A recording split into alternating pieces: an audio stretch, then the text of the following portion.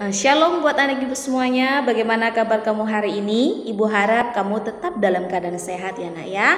Nah, hari ini pembelajaran daring kita tanggal 13 Januari 2021. Kita belajar tema 6, subtema 1 PB3 mata pelajaran bahasa Indonesia, masih mengenai membuat puisi. Nanti di penjelasan akan ibu berikan nanti lagi penjelasan bagaimana cara membuat puisi. Lalu mata pelajaran PKN mengenai keberagaman umat beragama berdasarkan Bhinneka Tunggal Ika, dan ini juga sudah pernah kita pelajari di semester 1. Nanti di penjelasan akan ibu berikan berdasarkan ilustrasi, ada cerita mengenai keberagaman umat beragama. Lalu mata pelajaran IPS mengenai pemanfaatan sumber daya alam. Ini juga sudah pernah kita pelajari di semester 1. Nanti di video penjelasan ibu memberikan berdasarkan ilustrasi cerita. Ada seseorang dia memanfaatkan sumber daya alam dengan cara berternak ya. Ibu harap kamu nanti dapat menyaksikannya dengan baik dan memahaminya. Nanti kita awali dengan doa bersama. Selamat menyaksikan. Mari kita bersatu di dalam doa. Selamat pagi Tuhan Yesus, terima kasih buat segala penyertaan-Mu karena pagi hari ini Tuhan masih memberikan kami kesehatan. Tuhan Yesus yang baik, hari ini kami akan melakukan pembelajaran daring. Kami mohon berkatilah pembelajaran kami Tuhan, agar kami mengerti pembelajaran yang diberikan oleh guru kami. Kami mohon ya Tuhan, buat ampun segala dosa yang kami perbuat. Kiranya Tuhan menghapuskan dosa kami agar kami layak menerima berkat-Mu. Tuhan, kami mohon juga ya Bapa, berkatilah kedua orang tua kami dimanapun mereka berada. Berikanlah mereka kesehatan, umur yang panjang dan berkat yang melimpah, sehingga mereka boleh mendidik kami sesuai dengan firman-Mu. Tuhan Yesus yang baik, ajarlah kami untuk mengerti setiap firman-Mu agar kami boleh melakukan dalam kehidupan kami sehari-hari. Begitu juga ya Tuhan, ajarlah kami untuk mengucap syukur kepadamu selalu, untuk berterima kasih kepadamu selalu, untuk menghormati orang tua kami, untuk menyayangi antara sesama kami ya Tuhan. Tuhan, ingatkanlah kami agar kami tidak menjadi anak yang nakal, anak yang tidak melawan dengan orang tua kami. Tuhan Yesus yang baik, banyak keinginan yang kami inginkan ya Bapa, namun kami yakin dan percaya Tuhan Yesus yang baik tahu apa isi hati kami, dan kami percaya Tuhan yang tahu apa yang kami butuhkan, dan Tuhan akan memberikan itu semua. Tuhan, kami berdoa untuk sekolah kami mohon berkatilah sekolah kami, jauhkanlah dari orang-orang jahat ya Tuhan, dan Engkau tahu isi hati kami juga ya Bapa, bahwa kami sudah benar-benar sangat rindu untuk belajar di sekolah. Kami mohon ya Tuhan, selesaikanlah permasalahan COVID-19 ini ya Bapak, agar kami boleh kembali belajar di sekolah aktif seperti biasanya ya Tuhan. Kami mohon kepadamu ya Bapak, terimalah doa kami di dalam nama Tuhan Yesus Kristus kami berdoa dan mengucap syukur, amin. Baik anak-anak ibu akan menjelaskan pembelajaran bahasa Indonesia mengenai cara menulis puisi. Namun ini untuk mempermudah kamu bagaimana cara menulis puisi, karena semalam kan ibu sudah menjelaskan cara menulis puisi itu menurut para ahli itu ada 5 poin: menentukan tema dan judul, menentukan kata kunci, diksi atau pilihan kata, mengembangkan kembali puisi kamu, dan terakhir membaca ulang kembali puisi kamu. Namun cara mudah yang ibu maksud seperti ini nak. Ketika kita mau membuat puisi, alangkah baiknya ketika suasana hati kita itu senang, boleh sedih, lalu dalam keadaan yang terpuruk juga boleh. Nah, kenapa? Karena itu biasanya kita bisa memiliki ide-ide untuk menciptakan sebuah karya. Jadi banyak nanti kata-kata yang mau kita tulis di situ. Dan begitu juga yang mempermudah kamu lagi adalah keadaan, situasi, lingkungan. Alangkah baiknya kamu berada di luar ruangan, di ruangan terbuka, seperti di alam, di halaman, di teman bermain, di tempat kamu bermain, dimanapun. Kenapa? Karena di situ juga mendukung adanya ide-ide baru kamu untuk menambah atau untuk membuat puisi kamu menjadi lebih baik lagi.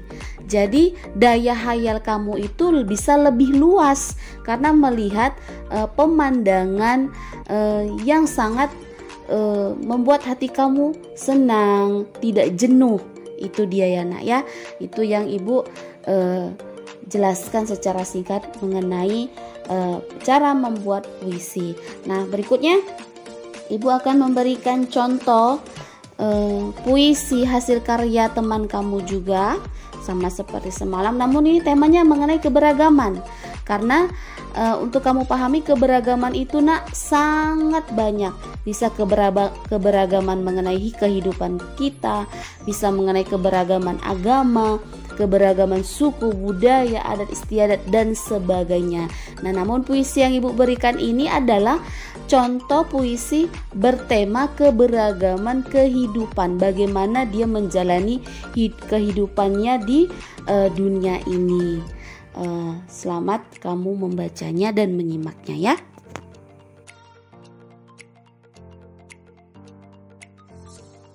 Baik anak Ibu, selanjutnya kita akan belajar mata pelajaran PKN mengenai keberagaman umat beragama berdasarkan Bhinneka Tunggal Ika. Nah, ini sudah pernah ya kita pelajari di semester 1.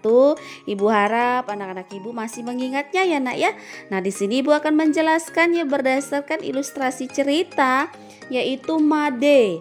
Made ini dia berasal dari Bali, ciri khasnya ya nak ya. Nah, sebelumnya di sini ada pertanyaan. Pernahkah kamu mendengar ucapan berikut? Gantungkan cita-citamu setinggi langit. Ayo, siapa yang pernah mendengar ya nak ya? Ayo, kalau Ibu sudah pernah mendengar, kamu bagaimana ya? Nah, ternyata nak, kalimat itu mengajak kita agar berusaha sekuat tenaga mencapai cita-cita. Artinya, kita harus selalu bersemangat dan tidak mudah menyerah. Nah, jadi kalau kamu punya cita-cita menjadi polisi, dokter, guru, pilot, masinis, dan sebagainya. Bu, apa bisa, Bu? Bisa. Siapa bilang tidak bisa? Kuncinya adalah kemauan. Kemauan apa? Kemauan untuk belajar.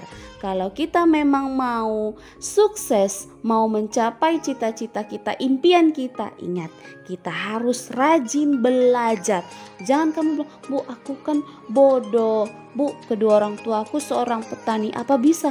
Bisa. Ingat, kalau kita ada kemauan, kalau kita bersungguh-sungguh dan ingat, berdoa, meminta kepada Tuhan, Tuhan pasti akan membantu kita dan menolong kita untuk mengabulkan apa yang kita inginkan. Itu dia ya nak ya.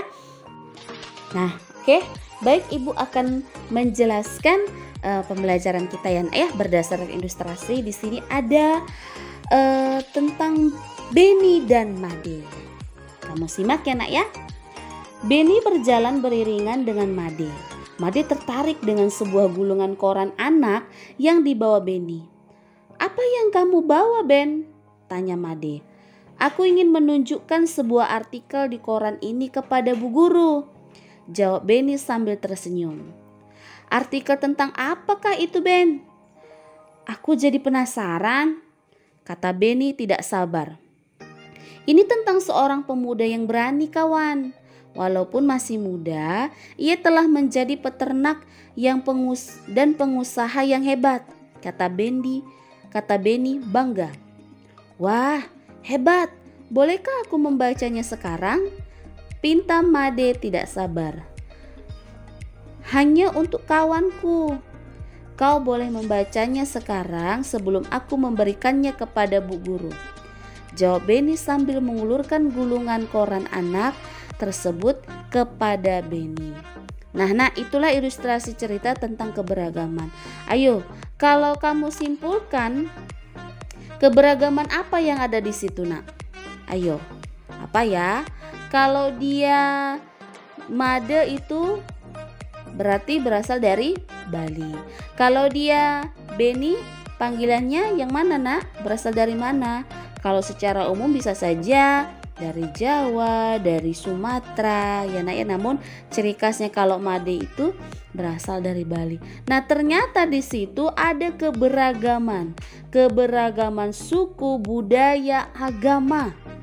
Namun walaupun berbeda, mereka tetap di situ bersatu. Tidak ada perkelahian, tidak ada perdebatan, karena mereka melakukan toleransi di situ.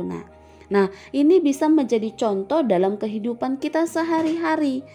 Bu, kami kan satu agama Kristen. Nah, namun walaupun agama kita sama, yaitu Kristen di lingkungan kita, tapi kan kita memiliki keberagaman budaya, adat istiadat. Nah, itu adalah tak patut dicontoh seperti ilustrasi si Beni dan Made. Nah, itu Ibu harap kamu dapat melakukannya ya dalam kehidupan kamu sehari-hari. Baik, selanjutnya mata pelajaran IPS mengenai pemanfaatan sumber daya alam. Di sini Ibu akan menjelaskan berdasarkan ilustrasi cerita ya Nak ya. Kamu simak ya Nak. Peternak muda dari Malang. Menjadi pengusaha di usia muda mungkin bukan tujuannya. Ia hanya ingin membangun usaha mandiri seusai kuliah. Seorang pemuda bernama Triyono merintis usaha peternakan bebek potong sejak tahun 2006 dengan modal seadanya. Berbekal ilmu peternakan yang didapatnya dari tempat ia belajar di Universitas 11 Maret, ia memulai usahanya. Usaha peternakan bebek potong yang ia kembangkan hingga pada tahun 2007, ia mendapat inspirasi baru.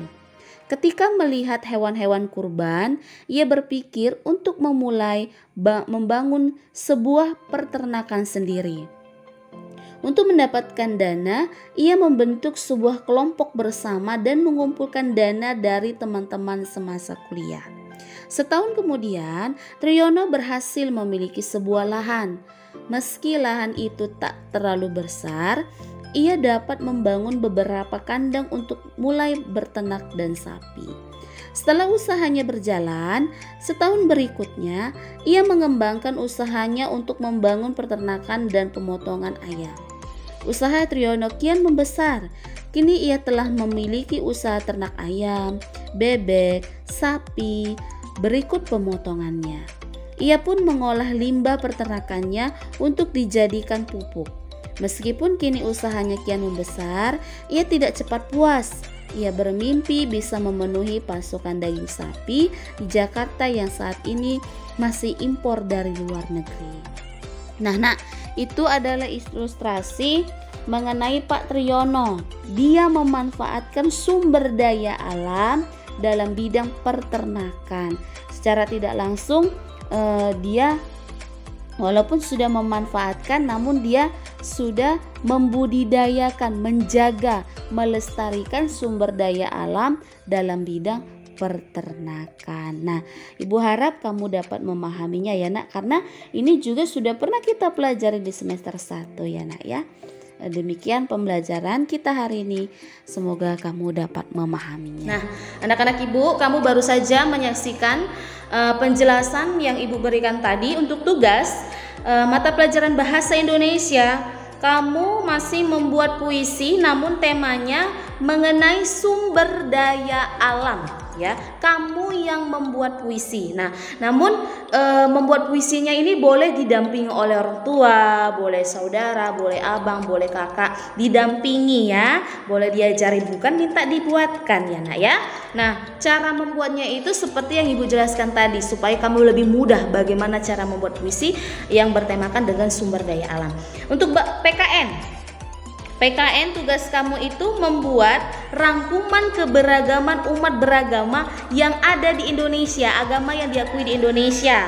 Itu rangkumannya itu apa saja, mengenai agamanya apa ditulis, lalu pemuka agamanya siapa, lalu kitab sucinya apa, buat nama dan gambarnya, lalu tempat ibadahnya, nama tempat ibadahnya apa dan buat gambarnya. Lalu yang terakhir 5, hari besarnya apa, nama hari besarnya. Berarti ada 5 poin setiap agama. Berarti satu agama ada 5 poin. Yang pertama, agamanya, nama agamanya apa. Misalnya agama (2), 1 agama (2) Islam. 2 pemuka agama Islam, pemuka agamanya namanya apa, pemuka agama (2) ini.